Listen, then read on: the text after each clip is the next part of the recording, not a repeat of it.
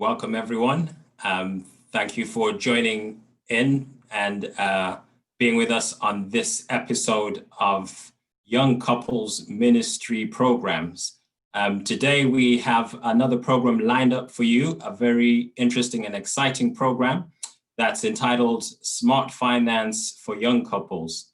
And we have a guest with us who is going to be presenting on how to manage finances as young couples coming together and how we can best utilize the resources and the gifts that God gives to us. So I've got Dr. Victor Samwinga, who has kindly agreed to join us this afternoon to share some gems on what we as young couples can find and use in terms of making sure we manage the finances that we have really well.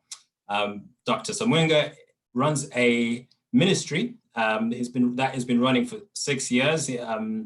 He's very passionate about finance and giving people advice and support and guidance on finance. And he runs the Smart Money ministry, and I will be posting a link for that. So for any people who want to get in contact with Dr. Samwinga after this today's presentation, you can visit him on his link. He's got a Facebook page as well. And we're very excited to have you, Dr. Samwinga, to come and share what you've prepared for us. So the program that we have lined up for today is Dr. Samwinga is going to give a presentation and for about 45 minutes. And then for the remainder of the 45 minutes, we've got two couples from the Young Couples Ministry, Phil and Kudzi, Martin and Nyasha, who are also going to be part of a discussion with Dr. Samwinga. So if you've got any questions as the presentation is going on and the things that you want to ask for clarification on and you feel you want more understanding in certain areas, please, if you're watching on Facebook, type in your questions on Facebook. If you're watching us on YouTube, type in your questions on YouTube, and we will try and tackle as many questions and discussions as we can. So at this point, I am going to hand it over to you, Dr. Samwinga, and you can possibly give us an opening prayer and get into your presentation. Okay. Thank you very much, Jabu, for that introduction. Shall we pray? Thank you, Heavenly Father, for your goodness, for your love for us. And thank you for the opportunity to be able to meet in this fashion, albeit virtually. But we know that your presence is here with us. As I share a few nuggets around money and relationships, I pray that your spirit will be here with us to give utterance of speech, to give wisdom, and to help us all to be able to learn as we share ideas. Thank you for hearing our prayer in Jesus' name. Amen. Amen. Okay.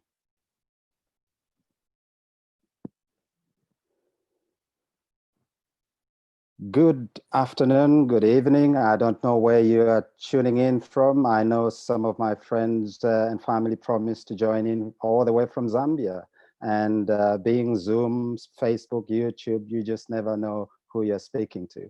I would like to welcome you to this presentation on smart finance for young couples, how to enhance financial harmony in your marriage.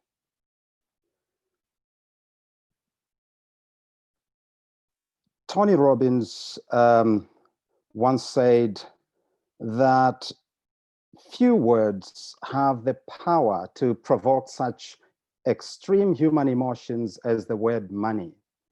He says a lot of us refuse to even talk about money. Like religion, sex, and politics, the topic is off taboo at the dinner table and often off limits in the family. It is explicit, it is raw, it's intensely personal. Maybe that's why they call it personal finance. It's intensely personal, he continues, and highly charged, and it can make people feel guilty when they have it, i.e. when they have money, or ashamed when they don't. So there's a bit of a taboo around personal finance, depending on which culture you are in. Some cultures are a lot more open about the subject than others. And that is by far part of the problem, even in relationships, is that we don't talk enough about money. In addition, we know that money worries can make you ill. In 3 relatively prosperous nations, America, Australia, and even here in the UK, top research organizations in this area have concluded that money is the leading cause of stress for Americans, for Australians, even amongst UK adults, so financial concerns. And therefore, it is an important subject to engage with, whether it's in relationship or not. So this afternoon, my goal is to try and look at a number of tips that can help us as families, as couples. In particular, of course, the focus is on young couples, but the principles apply to all relationships. So I've got 10 principles that I'd like to run through very quickly, and then we can have a discussion later, as the moderator, Jabu, indicated. So point number 1, in terms of how to enhance financial harmony in your marriage. Smart finance tip number 1, smart couples recognize its importance, i.e. money's importance, and talk openly and honestly about the M word, or money. I read an interesting article in one of the journals on family and consumer issues, in which the 2 authors, Caroline Washburn and her colleague, stated very clearly that couples in successful marriages have mastered the skill of financial harmony in their relationships. And they go on to say marriage is fragile, and therefore financial harmony is critical for validation, freedom, power, respect, security, and happiness. Couples must realize the great importance that money has in their relationships and learn to define guidelines for money management.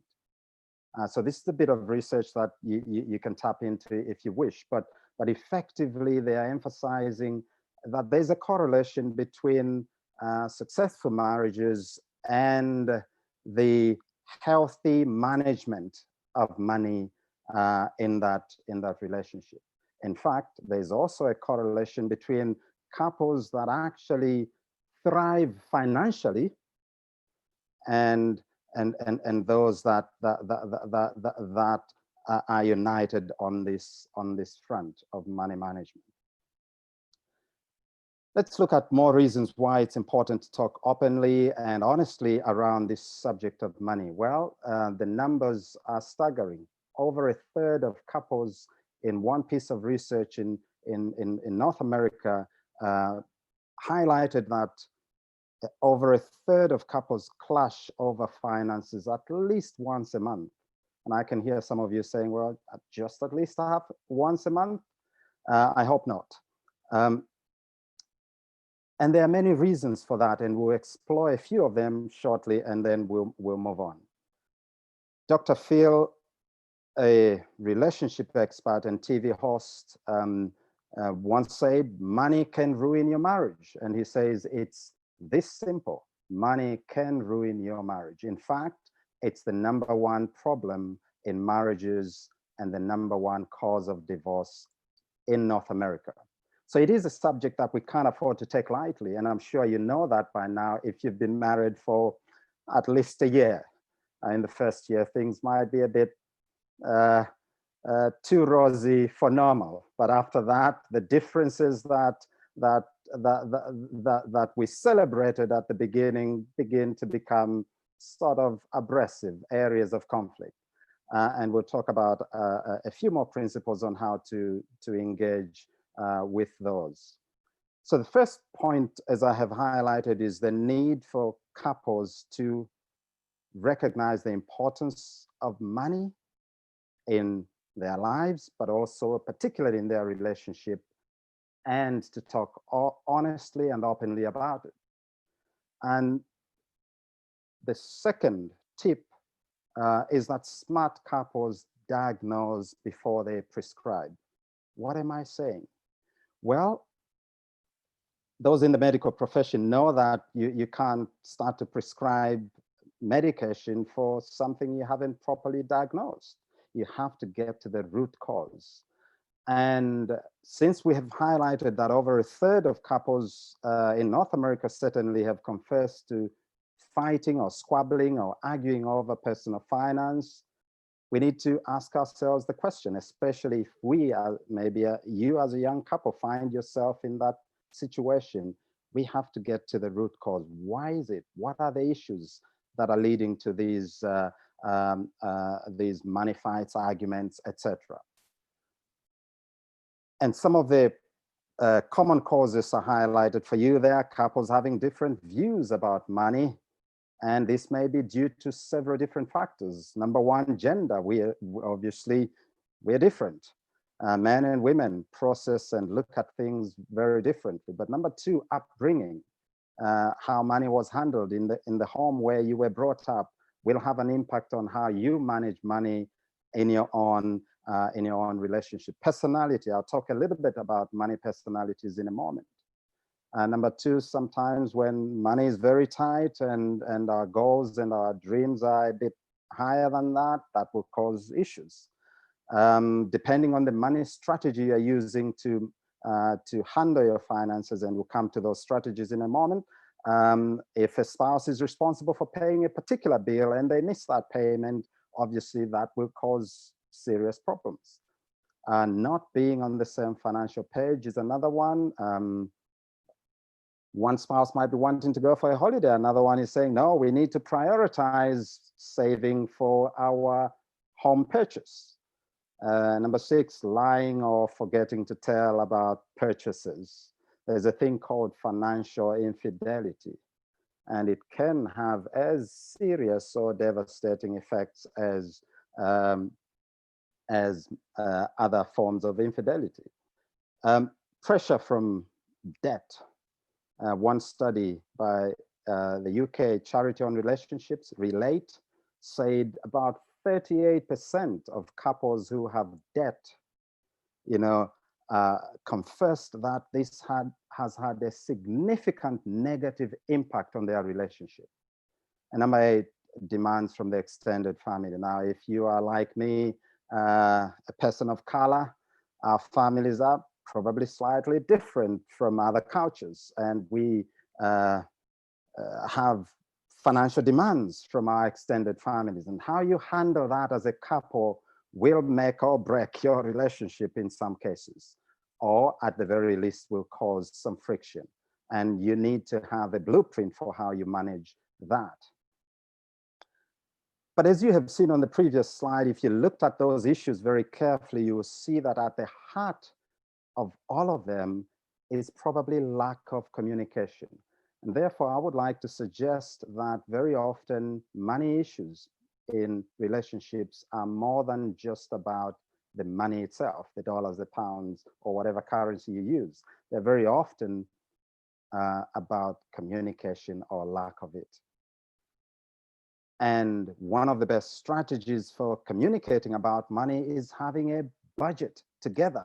And we'll explore that in a moment. But the second point, why money might be an issue in a relationship, is trust. If trust is out of the window, perhaps because it's been betrayed in the past, maybe a spouse has spent money that was intended for something else without the consent of their spouse, that could be problematic. Or a spouse has gone on and borrowed and spent on a credit card, 5 grand, 10 grand. Doing this ministry over the last 5 years, I have heard all kinds of horror stories of how couples end up in problematic situations, and it is often lack of communication, which then leads to breakdown of trust. And once that is broken, it can be very difficult to repair. Number three is money issues in relationships can be about power and sometimes abuse of power. And I'll touch on financial abuse in a moment.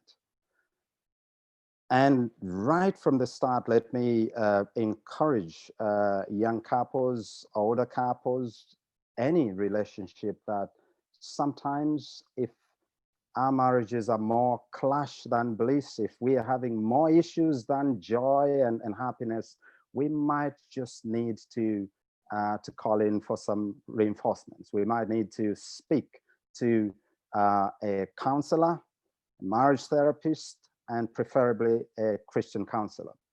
Now, if it's all just about money, then perhaps a financial planner, a financial coach, or a financial therapist might be very helpful. But in my experience, 6 years of working with people in the area of finance, most finance problems or money issues in relationships are actually relationship problems. So if you solve the relationship problem, then you will solve the money problem almost automatically. But there's a place for bringing in external help rather than leaving the situation to deteriorate until it becomes very, very difficult to resolve. Probably by far the most useful tip I will share in this session is tip number 3. Smart couples define and agree a clear and fair money sharing strategy. Now, I recognize that we live in an imperfect world, and therefore couples handle money very, very differently. But the Bible has something to say on this principle that I'm sharing now. Amos 3 verse 3, very popular text. Can two walk together unless they are agreed? So you can't really expect to make progress together unless you are agreed on certain fundamentals. And you can't agree on anything unless, of course, you have talked about it and thrashed out the common ground and then move forward from that. So it is very important that couples educate themselves around personal finance and how to manage it, and then come up with a solution for their specific relationship. Define and agree money management guidelines that work for your context. There are 3 broad strategies that I have come across that couples use to share finances within the home. The first one is where you share everything. Transparent, completely transparent and honest. And you each have access to each other's bank accounts. But in addition to that, you have a joint bank account. And when you get paid in your respective bank accounts, the money is then pooled into one joint account that pays for everything. But in addition to that, allows individuals to have some flexibility to manage a certain portion of that income by themselves. And I'll talk about that principle on the next point. So number 1 is where couples decide we are one, we've got to be one on our finances as well, and therefore we will share everything. So your income is my income. There's nothing like mine, yours, and ours. Number 2 is where couples keep everything separate and they get paid if they're both working, and they split the bills equally. Now, equally might be slightly unfair depending on what your incomes are, but you could also have a slight modification to that method, and you contribute to the bills in direct proportion to your income. So you work out the percentage that you're contributing according to your income. All couples may decide to pay for specific things. So I'm responsible for the mortgage and you pay for the electricity, for the council tax, for water, etc., to the tune of X amount. So the second option is where you keep everything separate, you split the bills, or you are responsible for specific bills and expenses. The third strategy that couples might use is what is known as the mine, yours, and ours. Each one gets paid if they're working separately, and they maintain their own account, but they contribute an agreed sum to a joint account that pays for everything. And what's left in their bank account is up to them to do as they wish or as they please. And as I said at the beginning, we live in an imperfect world, and couples sometimes come to relationships with baggage, and it might not be possible to use the ideal strategy for money sharing, which, in my opinion, is strategy number one, is the ideal. And so if you're just getting married, have just got married, or plan to get married, my encouragement would be try to work towards having or using strategy number one. It would kill a lot of money fights and money issues arising. But I accept that the other two methods are used, even in Christian homes, having worked with couples over the last 6 years. I have found that. And some couples report that their method works and it works okay. And who am I to prescribe? So moving on very quickly. So you've got, on point number 3, you've got to decide which method, which strategy are you going to use, and set out that strategy clearly and without ambiguity, and stick to it. Number 4, smart finance tip number 4 is smart couples recognize their differences, but they use those to their advantage as assets. I think I alluded to that at the beginning, that we are all different. First of all, gender might be a big one. We are different, and we think differently. Our brains are wired differently. And you can read books like Men Are From Mars and Women Are From Wherever, Venus it is, I think. And that'll give you an insight into the gender differences, and add to that our backgrounds, upbringing, add to that our money personalities, which I talk about in a moment. Then you're trying to handle finances together. It can be very explosive and very difficult. One study by the money charity Relate gave us some insight on that 34% of couples said they were very, very different from their spouse in how they approach this area of personal finance. In fact, Larry Burkett, one of the founders of in the Christian personal finance arena, said opposites do attract. If two people just alike get married, one of you is unnecessary. That's hilarious, but it makes the point that we will be different from our spouse in all those dimensions which I've explained. It is very important, in addition to the issues to do with background, which we need to ask questions and talk about, but also acknowledging the gender differences. The third element, which is very important, is money personalities. And there are a lot of different profiles on money personalities out there. The two broad ones are very generic descriptions of our differences, is that some individuals in a relationship tend to be savers predominantly, and another spouse might be a spender predominantly. Now, obviously, we all spend money and sometimes we all save money. But what it is talking about is that very often we have a predominant predisposition or approach to personal finance. There are other classifications there. So the saver might get a kick from saving money, and they rarely impulse buy. And if somebody does that, maybe their spouse has just come back with the 10th pair of shoes. They see that as irresponsible. Now, that can be very dangerous to look at your spouse using that lens. And it is not going to engender financial harmony. And so to a saver, a penny saved is a penny earned. The next profile is the security seeker, and they like to have security as far as money is concerned. So they have a plan and they want to work to a plan. And they like it when others have a plan too, because they don't want to be dealing with other people's mess or other people's drama. And so they will be trying to encourage everyone else to have a plan.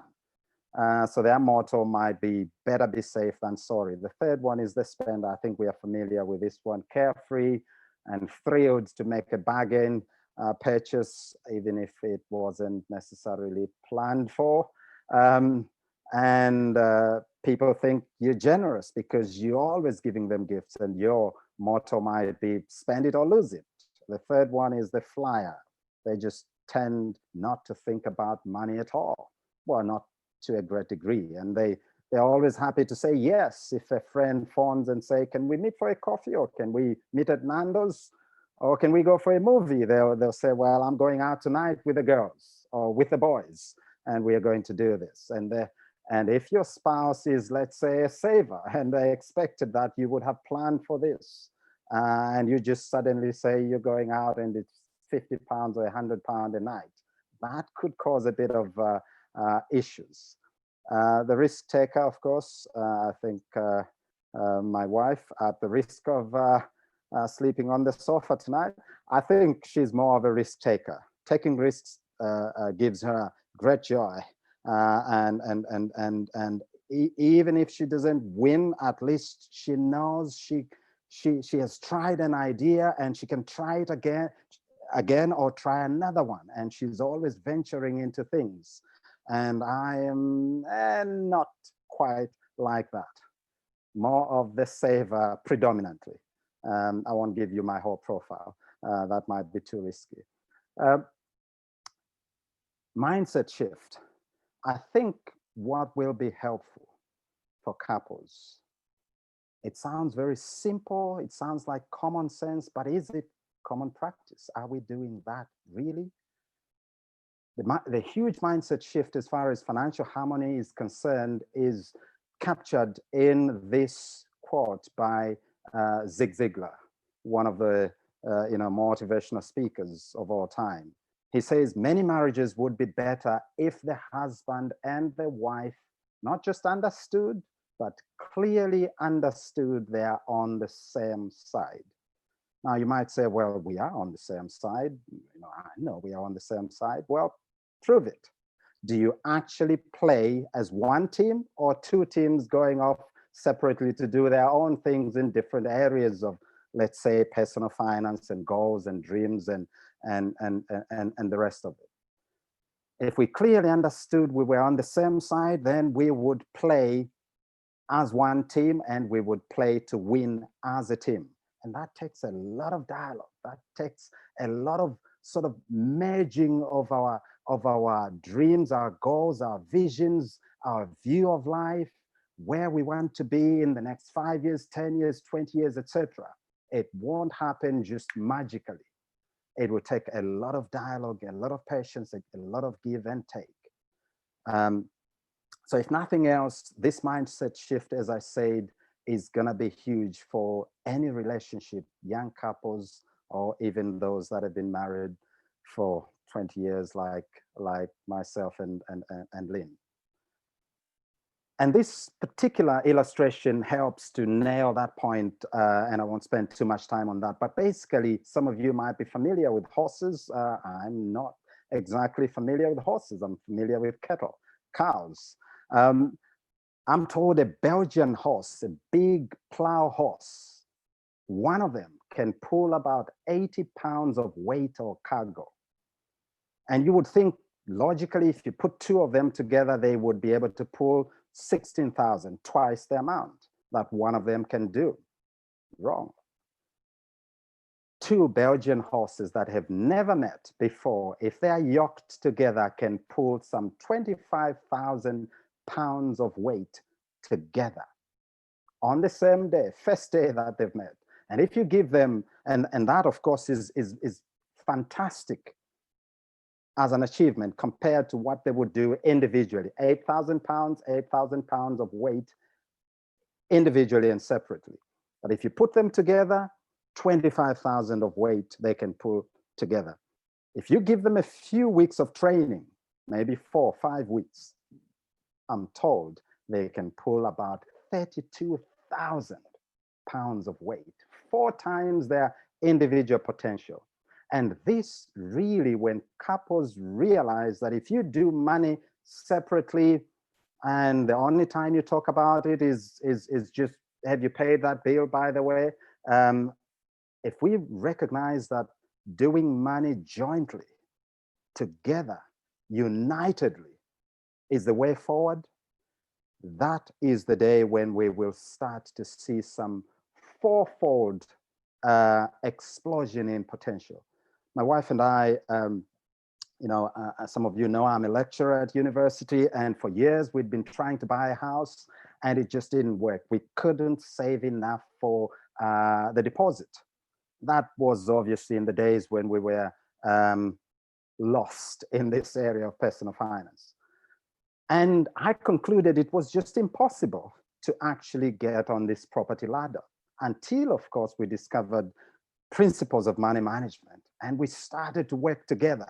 In 1 year, we accomplished what we had failed to accomplish in 10, 15 years. And this is the power of 2 in 1. So if you're not cooperating and working unitedly on this front, you will underperform. I know that from experience. Point number 5, you have to set a no questions asked spending allowance. You can call it allowance, you can call it whatever. So assuming you are adopting that joint approach to money management as a family, the first model that I had on a previous slide, then obviously you are managing everything jointly, you're budgeting for everything jointly. You still need the flexibility to have that individuality within the marriage. You don't want every time you're at work, a friend says, well, could we go and have a coffee or some tea, or could we go and have a meal for lunch? You have to phone your wife and say, I would like to go for a coffee. Well, that's not great. That just doesn't work. And so if you budget jointly and you manage things together, you still need to then set yourself what I call a no questions asked budget allocation for each spouse. So you agree on a monthly or weekly discretionary amount, which can be supported by your family finances. It might be 50 pounds, it might be 100 pounds, whatever it is. And that amount is what you individually have to spend as you please without your spouse actually asking you, why did you buy that again? Or you went for another meal with your friends or whatever it is. And in my opinion, this strategy alone will kill 60, 70, 80% of the arguments and issues that we have in our families. Moving on to point number 6, smart finance tip number 6, smart couples use the budgeting process as a communication tool. Now, many people, many families just hate the idea of budgeting, maybe because of how it has been used in the past as a tool to prevent you from doing what you want to do. But if you are a couple, who makes the budget? The 2 of you do. If you don't like what's on your budget, well, change it, provided your income can support it. And I do a whole session on budgeting, and so it is not my goal to exhaust all these topics in today's session. So what would budgeting look like? Well, for me, the best definition for budgeting is what John Maxwell puts across. It's nothing complex. He says budgeting is telling your money where to go instead of wondering where it went. And in our foolish days, we always used to wonder, where's the money? In fact, I remember not once, not twice, many times my wife asking me the question, dear, you are a university lecturer, you earn X amount, and we are broke. What's going on? Where is the money? And I would say, well, I guess it's gone to pay the bills. I don't know. It was as if somebody was hacking into our bank account by day 6 after payday. And that's because we had no spending plan at all. We allowed direct debits to be our spending plan, as it were. And those were never checked. In fact, I remember once after becoming a little bit wiser, going through my direct debits line by line, and discovered I was paying £5.99 to some company. And I looked up that name and realized I was paying £5.99, number one, to a company that no longer existed. It had gone bankrupt. Number two, it was insurance for a mobile phone I no longer owned. I know that's embarrassing to admit on a live call like this one, but that's what can happen when we don't budget, when we don't analyze what's our income on one hand and try to balance that off with our expenses. And of course, this needs to be done on a monthly basis before payday.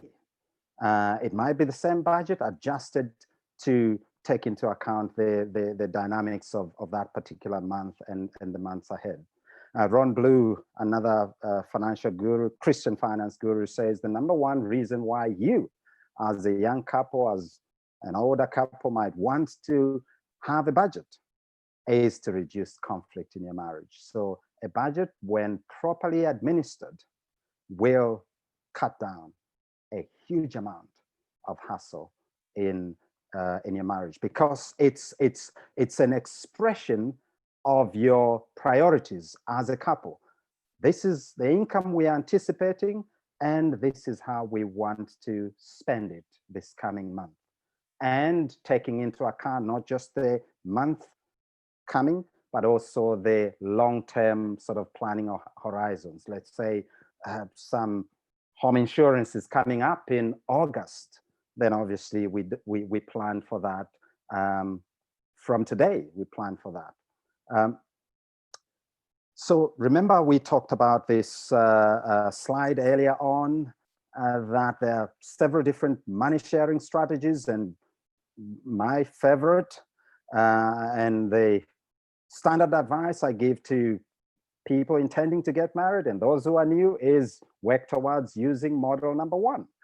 For those who have been in the game for 10, 20, 30 years, sometimes it can be very difficult because of history and baggage, etc., to modify or to change completely to this ideal situation. But assuming you're using strategy number one, what that might mean from a budgeting perspective is that your budget reflects your priorities, your dreams, and whether there's one person working or two, it doesn't matter. It's not my money and your money, it's our money. If there's debt involved, it's not my debt, your student loan, it's our debt. And how we tackle that is our strategy for tackling that. And so the budget would be drawn to reflect the combined income. It is a single budget that is agreed by two adults, not one. Now, one person perhaps who's more in love with numbers as I am might prepare the budget, but the draft budget, but that needs to be to have the input, 100% input, if you like, of the other party. They can decide to say, well, hang on, love, the food budget is a bit too low. Whereas I've realized your golf budget is X amount. Our income is appropriated according to our shared goals and priorities, and each spouse has an equal voting right, regardless of their income contribution. I have heard all manner of horror stories. Well, because I earn twice the amount that she earns, well, I have more say on what happens to the money. I have bad news for you. Life is very tricky. It changes, and sometimes the tables will turn, and she will earn more income, more in future, or he will earn more. What happens then? the likelihood is it will not be a very pretty sight. So irrespective of income contributions, you have equal say. You're not shareholders with more voting right, etc. The preacher said you were one. Even if a spouse is a stay-at-home spouse, they need to have equal voting right in terms of what happens to the income, because they contribute economically. They are looking after the children, for instance, instead of you paying for childcare.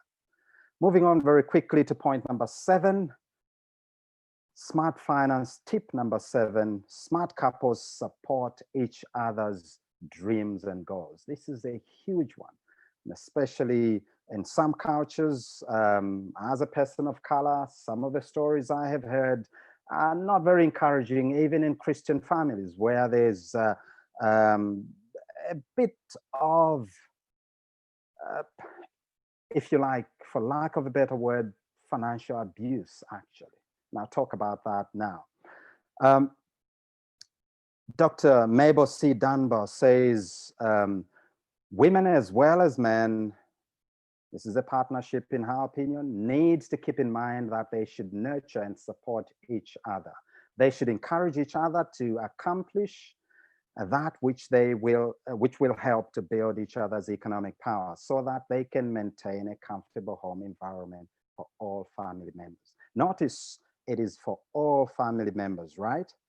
If your spouse thrives, gets the promotion, her income goes up, or her business thrives, the whole family benefits. And in addition, if your dreams are the only ones that are being given airtime, and you thrive, and your spouse doesn't because her dreams and goals are not being given airtime, what happens? God forbid, should you die and you've left your spouse and your children, what happens to them? They have no economic foot to stand on.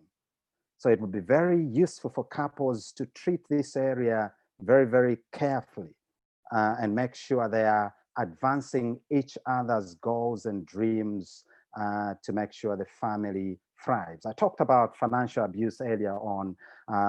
I know we talk about sexual abuse, physical abuse, etc. I think this is probably one of the areas we should also be talking about. And at the heart of financial abuse is one person, one individual trying to control another adult, not two equal partners thrashing out their dreams, their future, etc. And some of the signs, which I'll just touch on very quickly as I wind down, is keeping a spouse from getting a job. That's control. You cannot get a job. You have to stay at home. Well, no, it needs to be a joint decision. Honey, what do you think about the idea of staying at home while our children are little? I've done the numbers in terms of childcare costs, etc., etc. This is what it will cost. But also maybe this is our vision for what we want our children to benefit from in their early years. Whatever the reasons or rationale, it's got to be a joint decision. Number 2, preventing a spouse from getting an education. Setting ridiculous conditions for access to finances, etc. Taking away a spouse income. I have heard those stories where an income gets paid or a spouse gets paid and they don't even have access to their own card, their own bank card. And this is in a Christian family, okay? Making your spouse beg for money. This is huge. And as I said earlier on, if you do that and the tables turn, as we say in our family, it's not gonna be pretty. Preventing your spouse from having a say, again, it's all about control as you look at all those 7 points. Failing to provide for your family when you can. I heard of a Christian young man who was well endowed with means, and yet their family was struggling to pay rent. But when a sister church asked for help, he would bankroll that need to the tune once of £1,000, but their own rent had not been paid for, and they were behind on council tax and other things. I'm not sure that's right at all. Number 8, smart finance tip number 8, smart couples should be comfortable with the idea of spending on life's conveniences, provided they are affordable, provided we budget for those things. So the saver should not turn your family into an unbearable environment where you can't spend on anything, provided there's that dialogue. That's the key. And I found this interesting quote from Christian author Ellen G. White as far back as 1888, speaking to a delinquent man, saying, "I have tried to show him that it is necessary for health as well as for the morals of his children that he should make home pleasant and provide the conveniences to lighten the labor of his wife." So it's okay to spend money to buy a washing machine, or whatever it is that your spouse, maybe who's carrying that particular load, is saying, "Well, I think I need a bit of help. Could we invest in this particular thing? Could we buy this?" So it's okay to spend money on life's conveniences, including vacations, provided we plan for them and can afford them. Number 9, smart finance tip number 9, smart couples are generous as a team, unlike the gentleman I mentioned in my story, who, without the consent of his wife, helping out a sister who had a need or want in some cases, and yet they were behind on their rent and council tax. So you need to be generous, but only as a team. And in addition to that, have boundaries. We are called as Christians to be givers. So giving should be at the heart of what we do. And yet we need to agree a system for dealing with requests for money. If a request comes from my family, my spouse's family, how is that going to be handled? In fact, couples might be better off informing their families that if you need any help, financial help, speak to my wife, and that will encourage communication, healthy communication within the families. And if you are like me, coming from an African sort of culture, you might need to establish an emergency fund if you have, for instance, dependent parents and their needs are great. You might need to put aside money that will help you to respond to the needs of your aging parents. Now, some cultures won't understand this. I get that. I suggest there that every family should have a Good Samaritan fund, and once that fund is exhausted, you count yourself broke. And I mentioned in the last 2 points there that it's okay to say no if you're not able to help on that occasion. You can be a good person with a kind heart and still say no. We're not expected necessarily to set ourselves ablaze to keep other people warm. Now, of course, in some cases, we may have to give sacrificially. I get that. But don't jeopardize your family finances. Your rent is unpaid, your council tax is behind, and yet you are going around with a savior or messiah mentality, helping others out. Charity, they say, begins at home. Number 10, which is my last point, is smart finance tip number 10, smart couples continuously improve their financial IQ. You see, we work so hard, and yet very often we manage money from a point of ignorance. We don't know how this stuff works. I say invest some time on YouTube, reading books, and following people that have good quality content to make sure you empower yourself, increase or raise your financial IQ. That will serve you very, very well. And I suggest, well, that's a quote I won't go through, but basically Christian author Edward G. Reed says we graduate from school, from college, without know-how in this area of personal finance. And therefore, it's important that we equip ourselves. Otherwise, we will always struggle, and money will be tight, and money will be a source of conflict in our families. So I encourage you, get knowledge, go out there and learn how to thrive. For instance, if you are in the UK as a young couple, did you know that you can save up to £4,000 a year, and the government will top that up by 25%? That's £1,000 free money from the government. Where are you going to get a 25% return on your investment, in inverted commas? But if you didn't know that, you'll be losing out on £1,000 a year of free money to add to your savings. So educate yourself. It is the way forward. There are several models or systems of managing money, and it is not my goal to go through these. Just to highlight, Dave Ramsey talks about the 7 baby steps. Look it up on YouTube. Scott Page talks about the barefoot steps. Look it up. Does it work for you? And others talk about FIRE, the FIRE model, financially independent, retire early. Look it up. What is it? Can it be helpful? And finally, Christian author Howard Dayton talks about the Crown Money Map. And lots of resources out there. There's no shortage of resources. There's just a shortage of people to actually consume this content and apply it to their own context. So I hope that these 10 principles have been helpful in sort of starting off to engage with certain aspects of personal finance within relationships, so that we can minimize the hassle, the heartache, the conflict, and begin to thrive.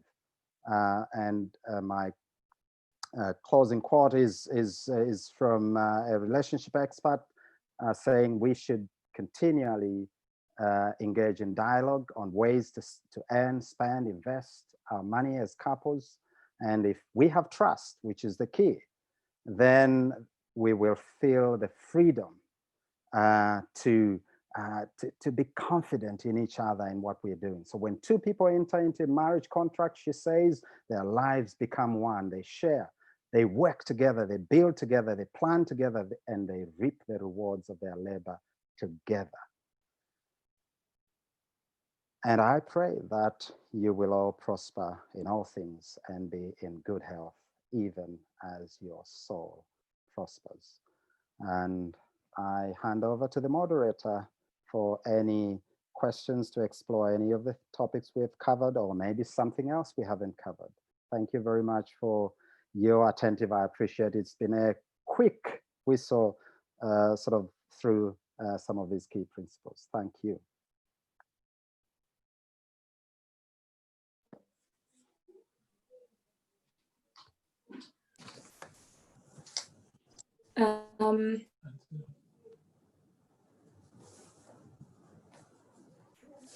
Thank you, Dr. Samwinga, for those beautiful gems.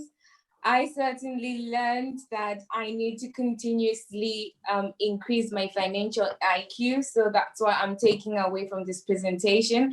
And I hope everyone else has taken 1 or 2 things that are going to help them become financially free. So we're now going to go into answering some questions that some of the couples had online. Thank you. So one of the questions that we have, I think most young couples will find themselves in debt. Is there anything that is called a good debt? And if you are in debt, how do you sort of work your way out as a team? Okay, that's a great question. In fact, debt is a huge problem for all stages of life. There is no magic bullet as far as getting out of debt is concerned. So first of all, let me answer the first part of the question. Good debt, bad debt. I think you've probably heard that from people like Martin Lewis, financial guru here in the UK. I think Alistair Hong, who presented on this platform a couple of weeks ago, used a term that I love, which I subscribe to, which was, instead of talking about good debt, but acceptable debt, is the phrase that he used. I.e., you and I might never be able to save £100,000 or £200,000 to buy a house in the UK. And depending on where you live, 100,000 won't buy you a house. Here in the Northeast, you might be able to in some places. So I'm not encouraging you all to move to the Northeast. But anyway, you might never be able to raise enough money to buy a house, for instance. You might never be able to raise enough money, depending on when you started, to pay for your college or university.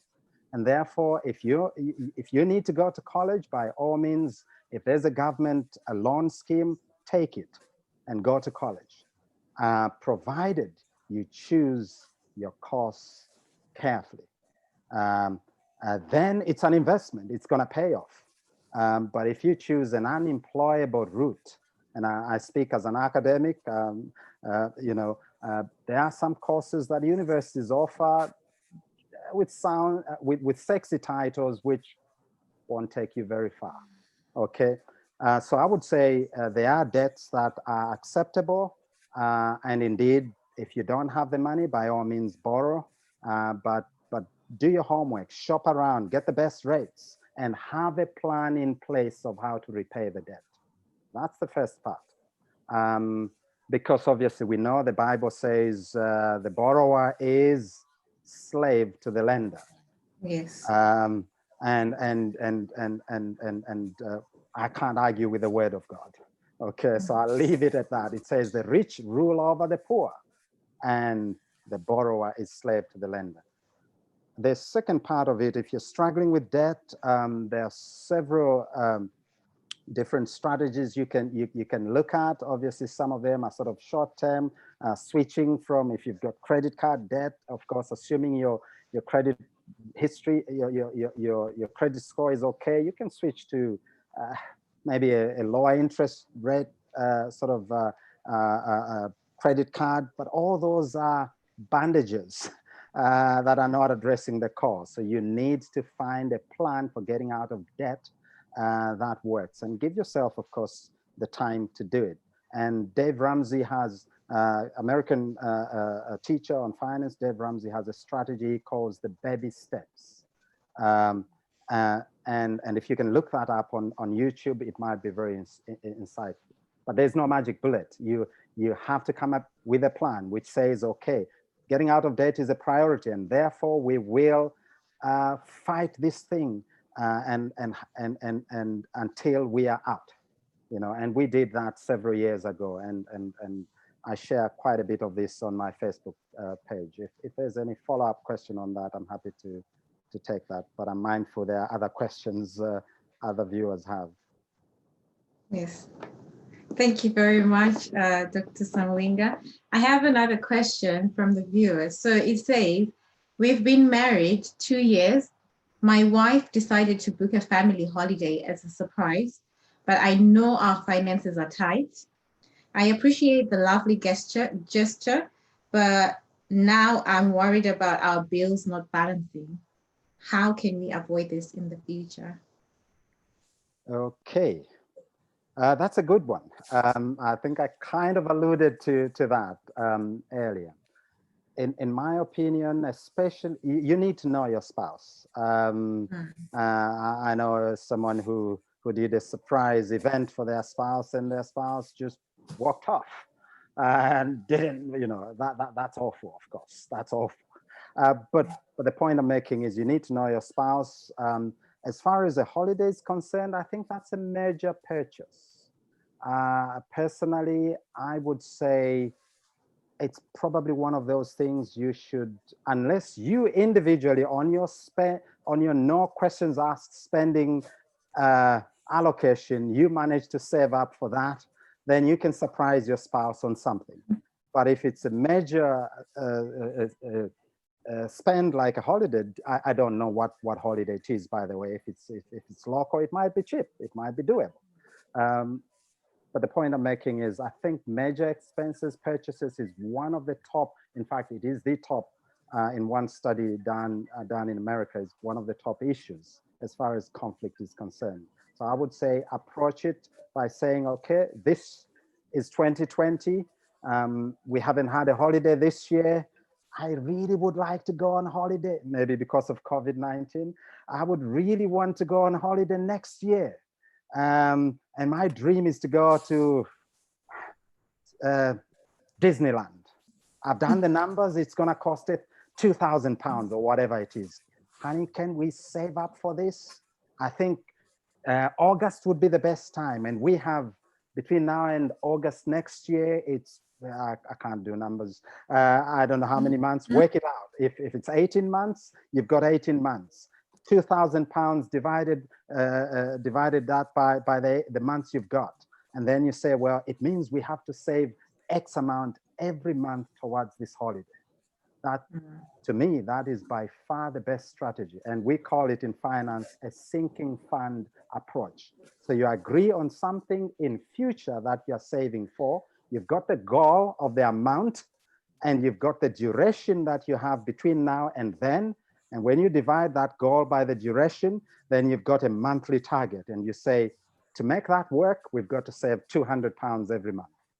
And put it in a dedicated trust fund, not your current account, a separate account where you can, in many countries these days, you can open up any number of savings accounts, there's no charge. So put it in a completely different account and let that money go by standing order, you know, straight away after maybe 2, 3, 5 days after payday. And that way, when you automate things, you reach your goals so much faster. I think that's one way to avoid that kind of conflict. I hope that helps. Our next question was, many have lost their jobs during the global pandemic. What advice would you give to a couple who lost at least one source of income? Wow. That is the reality indeed we find ourselves in. In fact, to add to that, I think there's one report I read which suggests that many have lost their jobs, they just don't know it yet. And that really, what that is saying is be careful with how you're managing your money today. Because when this whole thing is over, it's not over, it's just the beginning. In fact, the real impact of COVID-19 won't be felt for another 12, 18 months even. Companies will keep closing, folding up, jobs will keep getting lost for the foreseeable future. So if you still have your job, be very careful in how you manage your money. Have an emergency fund. But if you've already lost your job, I sympathize with you in that position. The reality, from my experience as a couple, there are times we have survived on one income. In fact, even at present, to a large extent, one income pays for all the bills. The other income is for projects and investments. And this is one tip I would give to young couples. The slightly older couples might be maybe too much in deep with debt, etc., and this might not work. They might live in a neighborhood where they're paying £800 on rent. Or maybe if that's the case, then well, you can move after your lease is over. But if you've taken up a mortgage and you're paying £800, 900,000 too, well, it might not be that easy to cut your losses and move to a cheaper place. But so in my experience, if something like that happens, it is possible to just regroup together as a couple. Of course, you've got to realize whoever has lost a job, especially if it's the man, you know, us men, you know, our identity is closely tied to our jobs and being able to provide for our families. You know, so if your spouse, your man has lost a job, if you were giving them one hug a day, double that, triple that, because right now their confidence, their ego is at an all-time low. And so what I would suggest is, as a couple, sit down and look at your income, your current income, look at your outgoings, and really be ruthless in terms of what are the absolute necessities and what are the discretionary expenses. You know, cable television, you know, is one of those things that sometimes, you know, people hold on to, and you wonder, well, it's just TV. You can watch Sky News on the computer, on YouTube. You might not be able to watch Sky Sports and all that, of course, but basically look at your expenses line by line. That's one of my famous phrases, line by line, and ask yourself, who are we paying? BT, Vodafone, whoever. Why are we paying them? We are paying them for this service. How much are we paying them? X amount. Should we be paying them that much? Can we pay them less, maybe by negotiating, or can we pay somebody else less by switching services? So you can switch your gas and electricity, you can switch your insurance, you can switch whatever services you're paying for, and you can cancel those that you don't absolutely need. Your shopping expenses, etc. You can switch brands, and you can save a whole lot on that. I do a whole session on how to live more on less, and that's kind of an hour session. So you know, there's no magic, but basically look at your income and look at your expenses and determine what can go without, you know, without compromising anything. So the key elements, of course, are your accommodation, things like council tax, those that would land you into trouble if you didn't pay them. The rest can be so discretionary. Okay, I hope that kind of helps. And I forgot to say, you might also want to, for the person who's lost a job, to look at what are your options. This might be, crisis can be a very good time to innovate. You know, and people have started businesses after a crisis. This might be your moment to look around. What have you got in your hands in terms of skills? You know, you have been working, you know, hours and hours for your employer. Maybe you have these high skills that you can actually use to make money for yourself. It's a digital world, and COVID-19 has actually taught us, you know, that online is the way to go. Digital is the way to go. There are people making money.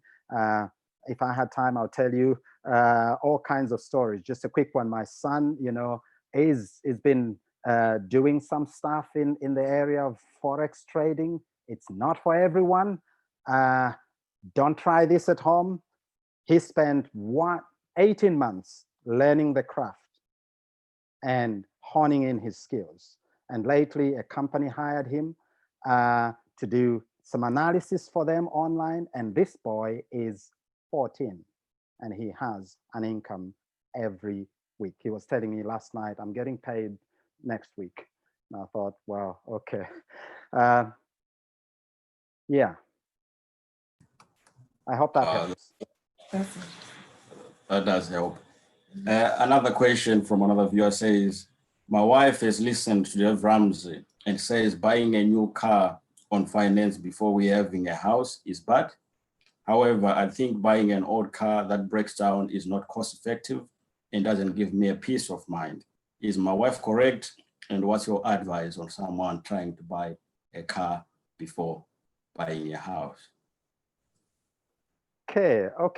Well, there's no right or wrong answer on this. I would say, I think you need to decide what's important to you.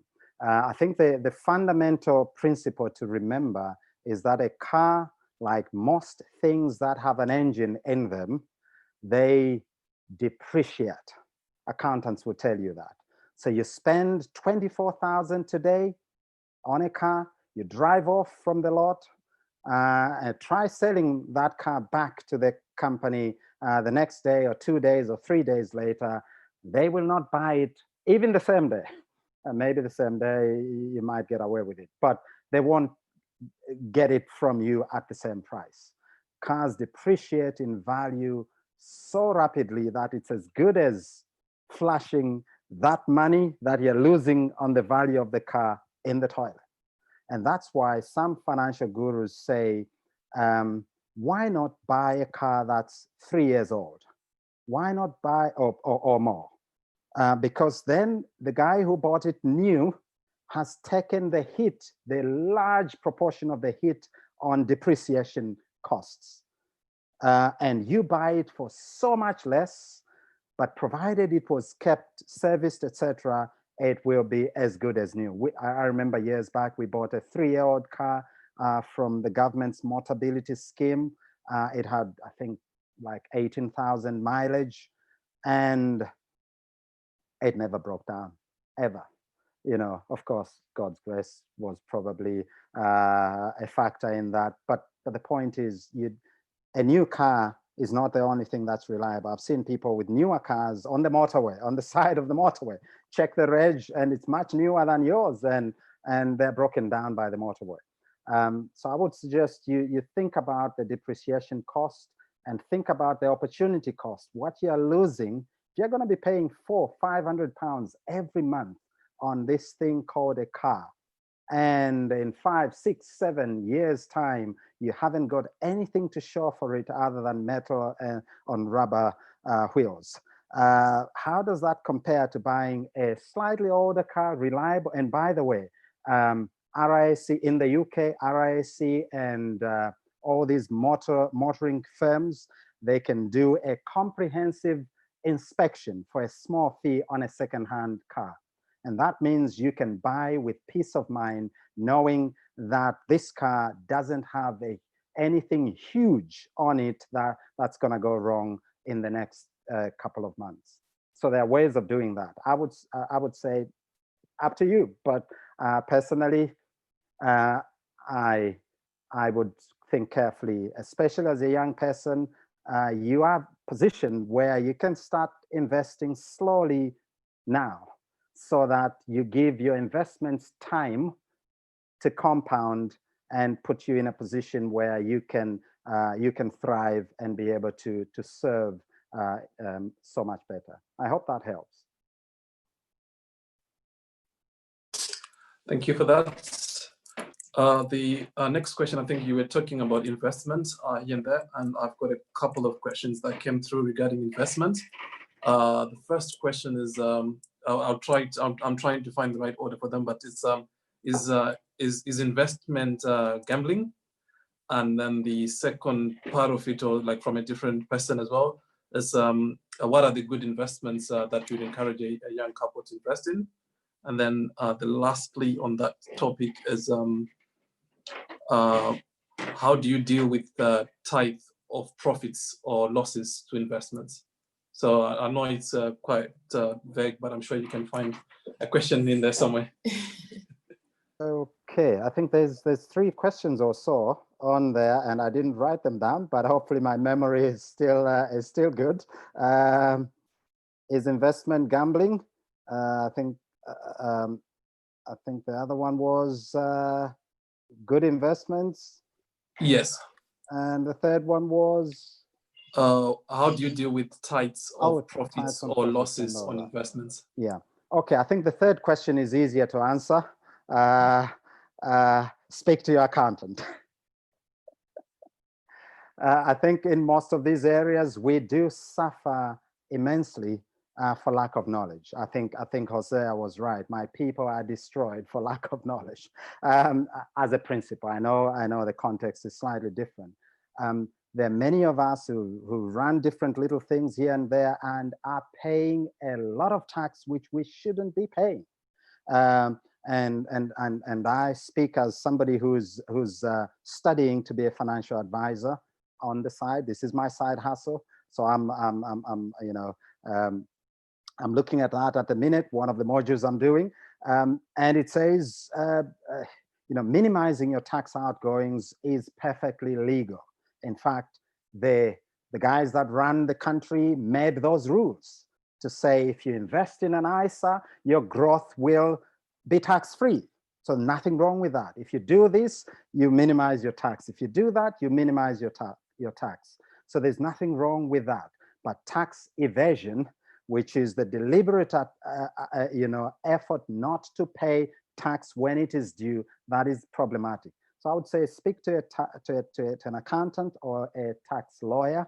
And if you don't have the money to do that, well, speak to a friendly accountant within the church. And I know a few good ones. Okay.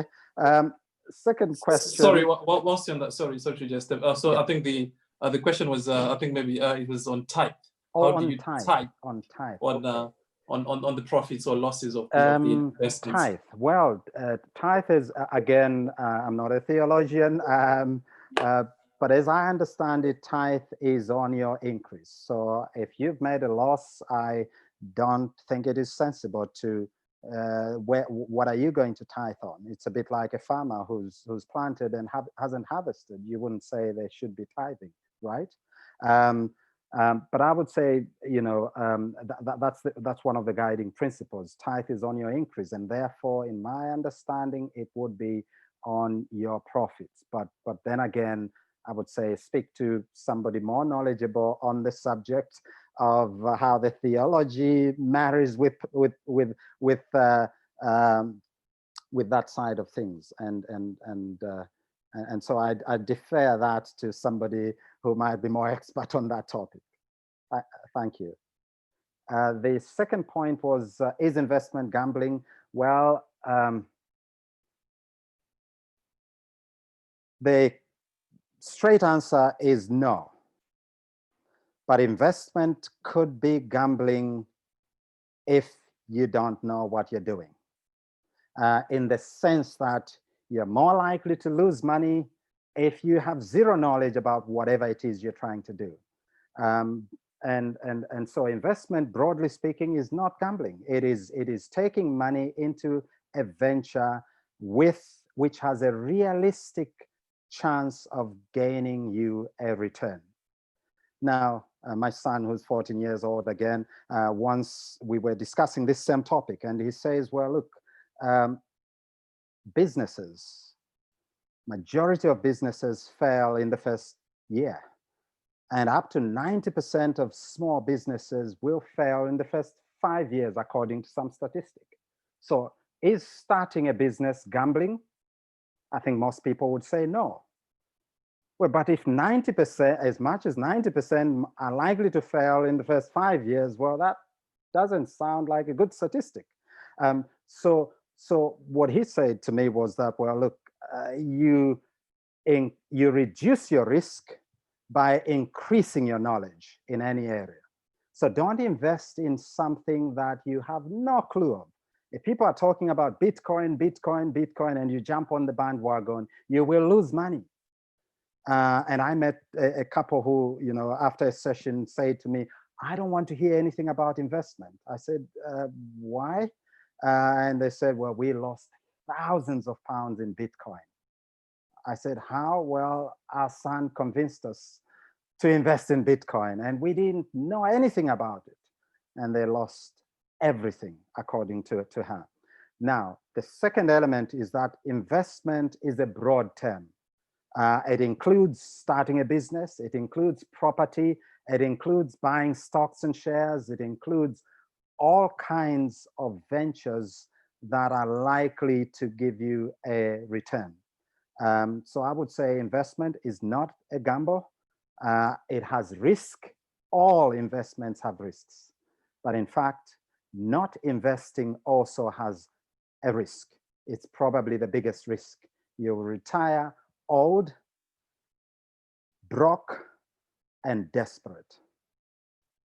And that's not a very good combination. Those cousins are deadly. So if you're young, you have so many years ahead of you by God's grace. Even a small little tweak in this area of investment can compound to give you a very healthy outcome in the end. Okay. Specific investments, which is, I think, was the third question. I am training to be a financial advisor, and one of the things you are told to do is you cannot recommend investments to anybody on a general platform like this, because I don't know you from Adam.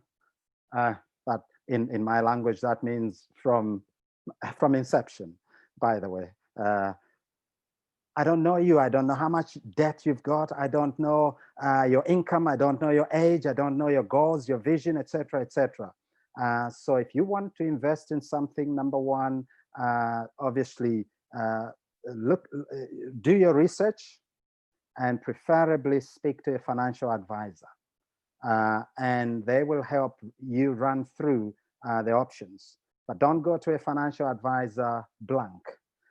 Because in my experience, depending on the quality of the financial advice you're getting, it might be steered towards making them a little bit more money than making you the most money.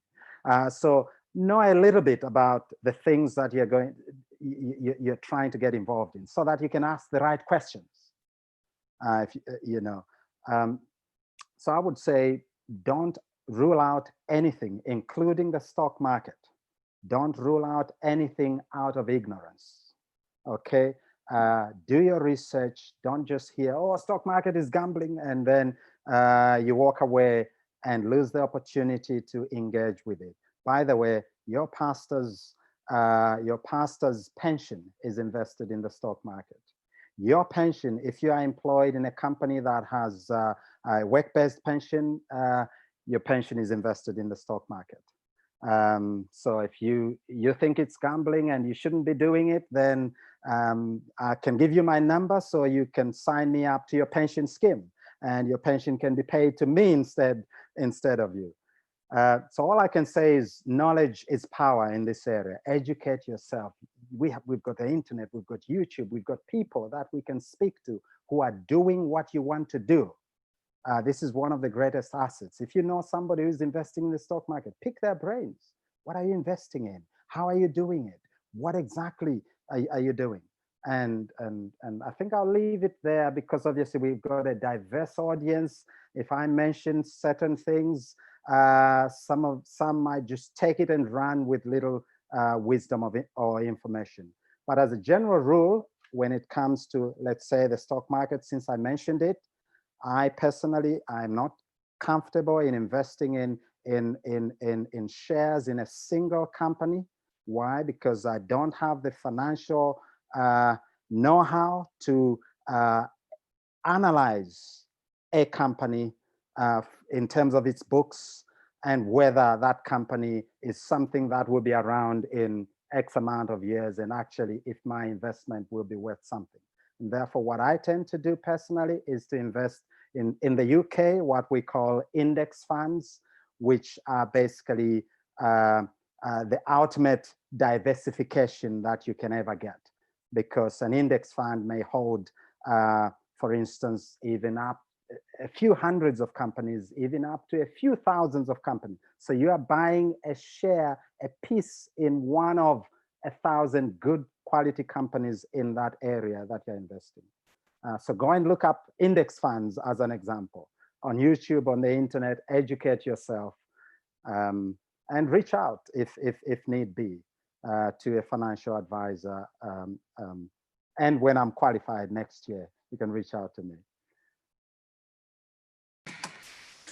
Okay, so following on tithe and offering, we have another question from the viewers. So it says, my husband struggles to return tithe faithfully.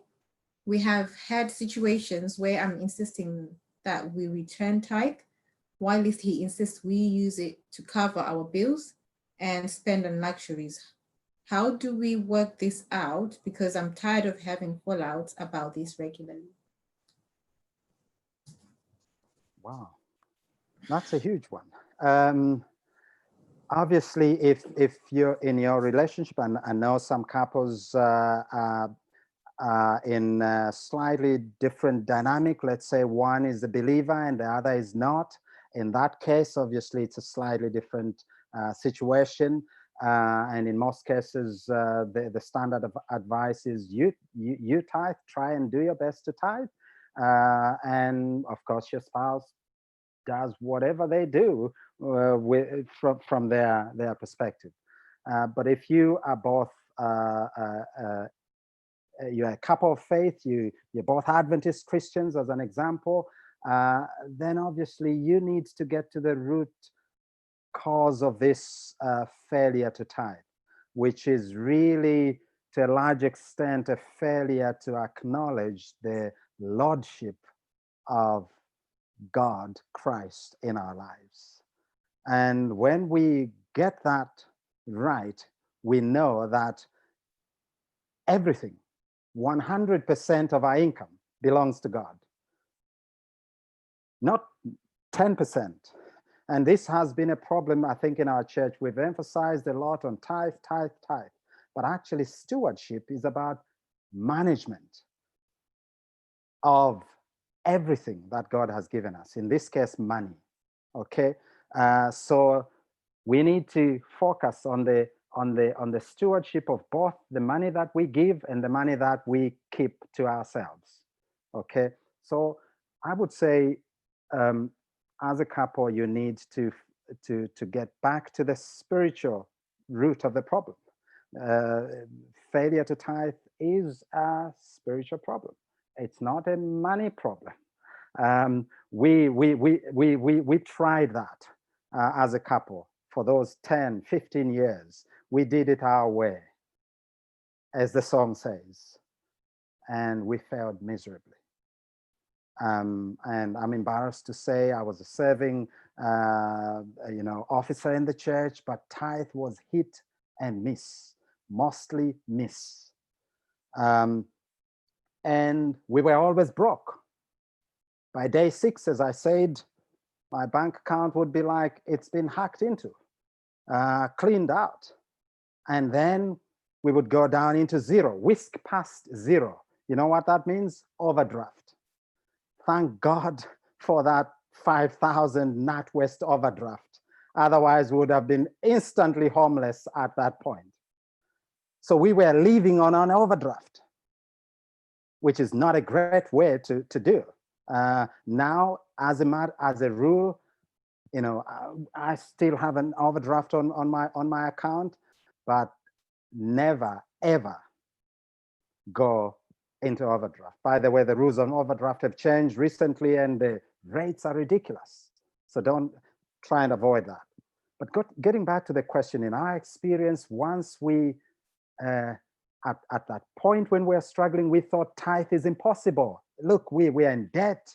I think we owed some between 13 and 15,000 pounds or so. We are in debt. How can we tithe? We can barely meet the expenses. No, God showed us that the money belongs to him and he'll give us the wisdom. And we looked at our expenses line by line and realized we could put God first, and he will give us the wisdom on how to manage the rest. But in addition, he gave us so much more blessings, promotions at work, and ways to save. Like you go shopping and you find the food you would normally buy reduced in Asda on yellow stickers, and you just buy that and put it in the freezer, and you've saved for that month. And so I can only answer that question from my personal testimony, our personal testimony, myself and Lynn, to say we tried it our way, it didn't work. We couldn't buy a house. We couldn't make any progress. We couldn't save. But in the 1-2 years that we were on this plan, the first 1 year or two, our savings just skyrocketed, and we were returning tithe faithfully. And as a matter for some of you, you might want to know, I have a regular income, and I say this not to boast, but to give as an example. I have a regular income which doesn't change, and therefore I have automated my tithe with my employer. So I don't see that money, it comes off straight before tax, actually, which is also an advantage, okay? Because I'm giving to a charity. So it comes off from my salary, and then my employer applies the tax. And so my income is ours to spend. So I hope that little testimony and principle helps.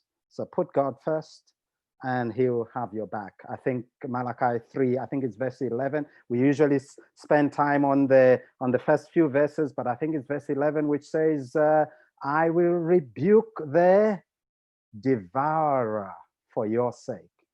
And in modern speak, I will look after your back. I will protect your job. I will make sure you don't hemorrhage money. I'll give you wisdom. I'll bless you. Amen. Amen. I hope that. It does help, and unfortunately we've run out of time. But we want to thank you, Pastor Samwinga, for Dr. Samwinga for that. Now we're going to bring Pastor Adam Ramdin for the closing remarks for this program.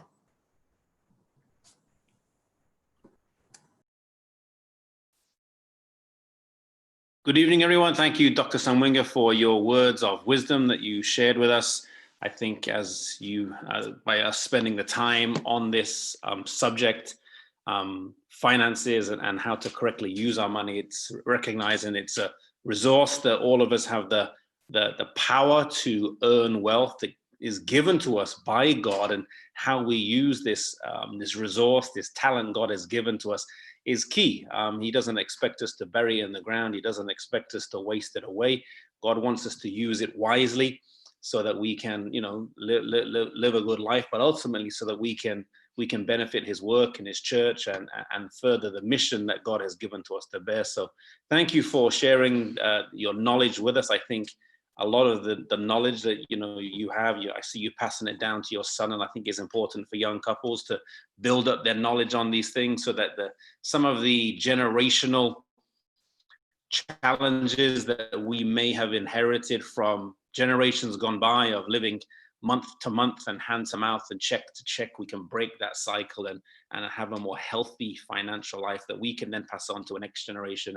And I think ultimately God's church can be in a more healthy condition as well. So really appreciate your words of advice and wisdom.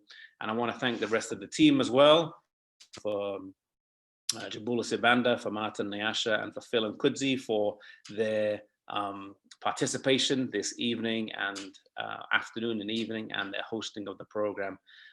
We're going to be back in 2 weeks' time with another program, which we'll announce in the week prior to that exactly what the subject is. And if there's any subject that you would like to see covered, please do message us via Instagram or Facebook, or send us a message to anyone on the team and let us know what your thoughts are. And we'll be open to trying to incorporate some aspects of that in the program. So thank you to everyone involved. Thank you to Dr. Samwinga. And I'm going to close with a word of prayer now.